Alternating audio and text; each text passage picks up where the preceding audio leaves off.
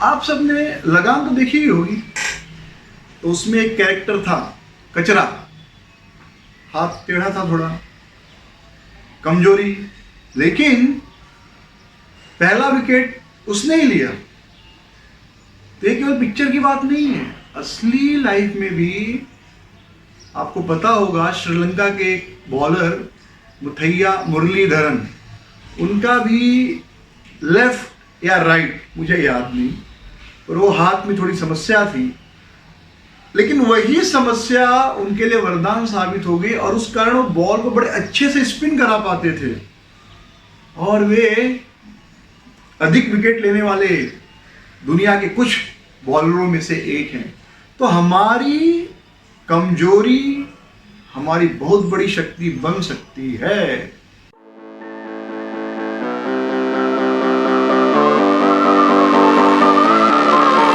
हरे कृष्णा।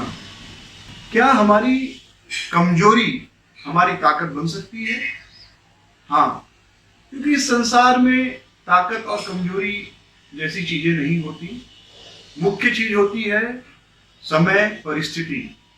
और हम सब अगर बुद्धि का उपयोग करें तो अपनी कमजोरी को अपनी शक्ति बना सकते हैं।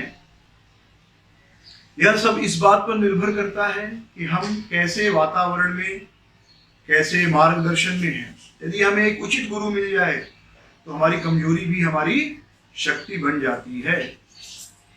बचपन में हम सब एक कहानी पढ़ते हैं, डेविड और गोलियत की, बाइबल की कहानी है। गोलियत एक राक्षस था, बहुत बड़ा जायंट, दैत्य, और लोग उससे बहुत डरते थे। वहां पर एक बालक था 10-12 साल का। उसने कहा आज तो मैं इस राक्षस को मारूंगा।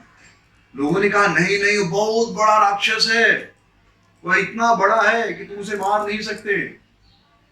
डेविड ने कहा अरे मुझे पता है वो इतना बड़ा है, यदि मैं गुलेल से निशाना लगाऊं तो निशाना चूकेगा नहीं, क्योंकि इतना बड़ा शरीर है, कहीं ना कहीं तो उसको पत्थर चोट करेगा ही। और हम पढ़ते हैं कि डेविड ने गोलियत को मार दिया। तो गोलियत की ताकत क्या थी? उसका बड़ा शरीर, लेकिन वह ताकत ही उसकी कमजोरी बन गई। और डेविड छोटा सा बालक था, कमजोर, लेकिन उसने अपनी बुद्धि का उपयोग किया और अपनी कमजोरी को अपनी ताकत बना ली। तो हमारी जो कमजोरी है वह कमजोरी नहीं है, वह अगर सही से उपयोग करें तो वह एक बहुत अच्छा परिणाम दे सकती है। एक बार की बात है, 2 घड़े थे। एक घड़े में छेद था, छोटे छोटे बहुत सारे छेद, और दूसरा घड़ा जो था बहुत अच्छा, एक भी छेद नहीं। तो जिस घड़े में छेद नहीं था वह छेद वाले घड़े को बहुत चिढ़ाता था कि तू छेद वाला घड़ा है, तुझमें तो पानी नहीं रख सकते, तू यूजलेस है, वेस्ट है, व्यर्थ है। तो इस घड़े को बड़ा बुरा लगता था। तो मालिक ने क्या किया, लेकिन मालिक रोज एक लकड़ी, बड़ी लकड़ी पर एक तरफ बड़ा अच्छा वाला घड़ा, दूसरी तरफ खराब घड़ा, दोनों को लेकर जाता था, उस लकड़ी पर बांधकर नदी से पानी भरकर लाता था। तो अच्छे वाले घड़े में तो पूरा पानी आ जाता था, लेकिन जो खराब घड़ा था उसका पूरा पानी गिर जाता था। तो एक दिन उस घड़े ने पूछा जिसमें छेद था कि सर आप मुझ में पानी क्यों भरते हो? आप इतनी मेहनत से नदी से पानी लेकर आते हो, लेकिन घर आते आते मेरे जितना भी पानी है मेरे पास सब नीचे गिर जाता है, तो फायदा क्या होता है आपको? तो मालिक ने कहा एक दिन बताऊंगा।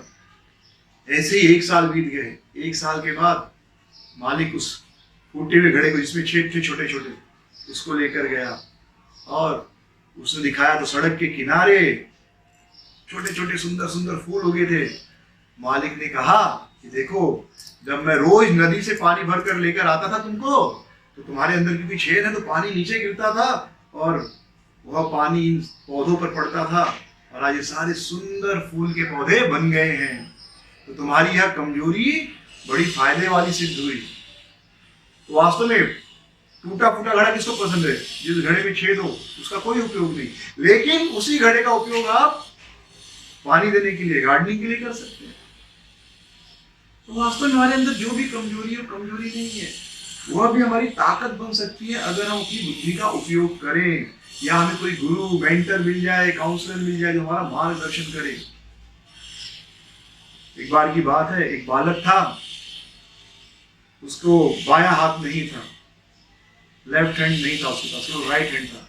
लेकिन उसकी बड़ी इच्छा थी वो कि कराटे कंपटीशन में भाग ले। तो उसने एक बड़ी अच्छी चीज की, वह एक गुरु के पास गया, गुरु के सामने हाथ जोड़ा, गुरु से कहा, गुरु जी मेरी भी इच्छा है मैं कराटे चैंपियन बनूं, मुझे आप कराटे सिखाइए। टीचर ने देखा एक हाथ से भी कराटे सीख सकता है क्या, लेकिन गुरु की कृपा हो तो कुछ भी हो सकता है। गुरु ने कहा ठीक है मैं तुम्हें एक स्टेप सिखाता हूँ, प्रैक्टिस करो। तो गुरु ने, उस कराटे टीचर ने उस बालक को एक स्टेप दिया राइट हैंड से कि कैसे वह स्टेप करना है। तो बालक उस स्टेप को 1 महीने प्रैक्टिस किया, फिर कहा नया स्टेप सिखाओ। तो टीचर ने कहा नहीं तुम यही प्रैक्टिस करो। बाकी बच्चों को नया नया स्टेप देता था, लेकिन इस स्टूडेंट को वही स्टेप, जिसका लेफ्ट हैंड नहीं था उसको केवल एक ही स्टेप। 3 साल लगातार उस बच्चे ने वो स्टेप प्रैक्टिस किया। फिर एक दिन कंपटीशन का समय आया, लड़ाई शुरू हुई। तो ये बच्चा जिसके पास लेफ्ट हैंड नहीं था बराबर बार बार पीट रहा था, क्योंकि एक ही हाथ है। तो एक समय आया जब टीचर ने कहा कि वो वाला स्टेप यूज करो जो मैंने तुमको बताया है, और इस बच्चे ने अपना वो स्टेप यूज किया और सामने वाला चित गिर गया, उठा ही नहीं। तो बच्चा बहुत हैरान हो गया, जीत गया। जीतने के बाद वो गया अपने टीचर के पास, पैर छुए, फिर पूछा कि मैं जीत कैसे गया एक हाथ होकर भी। तो टीचर ने कहा कि देखो तुमको जो मैंने स्टेप सिखाया था, तुमने 3 साल केवल एक स्टेप प्रैक्टिस किया तो तुम उसमें परफेक्ट थे, और उस स्टेप का तोड़ एक ही था कि सामने वाला आपके लेफ्ट हैंड को पकड़ के घुमाए, आपका लेफ्ट हैंड, लेकिन आपके पास लेफ्ट हैंड है ही नहीं, तो सामने वाले को समझा ही नहीं करना क्या है और आपने उसको पराजित कर दिया। तो इस प्रकार जब गुरु की कृपा प्राप्त होती है तो हमारी कमजोरी भी हमारी शक्ति बन जाती है। तो वास्तव में कोई कमजोर नहीं है, हर व्यक्ति को भगवान ने अच्छे गुण दिए हैं। देश काल परिस्थिति के अनुसार वो कमजोरी लग सकती है, पर वह कमजोरी नहीं है। अगर हम अपना माइंड सेट चेंज करेंगे तो आपकी कमजोरी भी आपकी ताकत बन सकती है। एक जूते की कंपनी थी, तो उस कंपनी ने निर्णय लिया कि हम एक शहर में अपना जो है सेल्स काउंटर खोलेंगे, वहां पर जूते बेचेंगे। तो उन्होंने एक सेल्समैन को भेजा, बोला जाओ और पता करो वहां पर क्या होप है, क्या अपेक्षाएं, हमारी कंपनी कुछ जूते बेच पाएगी कि नहीं। वह व्यक्ति वहां पर गया, सेल्समैन, तो उसने क्या देखा, उस शहर में कोई जूते पहनता ही नहीं। तो वह वापस आया और अपने मालिकों को बताया, अरे वहां कुछ नहीं हो सकता, वहां तो कोई जूते पहनता ही नहीं। तो दूसरे सेल्समैन को भेजा गया, भाई तुम जाकर देख के आओ। दूसरा सेल्समैन गया, उसने पूरा शहर का निरीक्षण किया, फिर वापस आया और उसने बताया, अरे वहां तो कोई जूते पहनता नहीं, वहां पर अगर हम थोड़ा सा प्रचार करेंगे तो हमारे कितने जूते बिकेंगे, वो तो पूरा ओपन मार्केट है, इतना जूता बिकेगा कि हमारी कंपनी एकदम मालामाल हो जाएगी। तो एक ही परिस्थिति में एक व्यक्ति नकारात्मक देख रहा है, एक व्यक्ति सकारात्मक देख रहा है। तो यहां पर मुख्य बात यह है कि आप ये मत सोचिए कि आप कमजोर हैं, वह आपकी कमजोरी कैसे आपकी शक्ति बन सकती उस पर सोचिए। हम सब बचपन से एक कहावत सुनते आए ना, पढ़ोगे लिखोगे बनोगे नवाब, खेलोगे कूदोगे बनोगे खराब। सुना है ना। लेकिन अब जिसको पढ़ना लिखना अच्छा नहीं लगता, खेलना अच्छा लगता है, तो वो सोचेगा मेरी जिंदगी तो बेकार है, ये जो भी कहावत जिसने भी बनाई सुन सुनकर। लेकिन आज के समय में आप देखेंगे तो कितने पढ़ने लिखने वालों को आप जानते हैं, कुछ लोगों को, लेकिन खेलने वालों को कितने को जानते हैं, बहुतों को। विराट कोहली, सचिन तेंदुलकर, सौरभ गांगुली, कितने, यही सब प्रसिद्ध है। और एक बार अगर आपको उनसे हाथ मिलाने का मौका मिल जाए तो आप अपने आप को भाग्यशाली समझोगे। तो खेलना, ये हो सकता है हमको लगे कि बच्चा खेल रहा है तो इसकी कमजोरी नहीं, ये उसकी शक्ति भी हो सकती है। किसी को पेंटिंग अच्छी लगती है तो ये केवल उसका शौक नहीं हो, ये हो सकता है उसका प्रोफेशन बन जाए। तो हमें ये नहीं देखना है कि समाज क्या कहता है। अगर आपको लगता है कि समाज कहता है कि ये आपकी कमजोरी है, आप सोचिए कि मेरी वह कमजोरी कैसे मेरी ताकत बन सकती है। और यदि आप भगवान से प्रार्थना करेंगे और ठंडे दिमाग से सोचेंगे तो जरूर भगवान आपको बुद्धि देंगे कि आप अपनी कमजोरी को अपनी ताकत बना सकें। Thank you. हरे कृष्ण।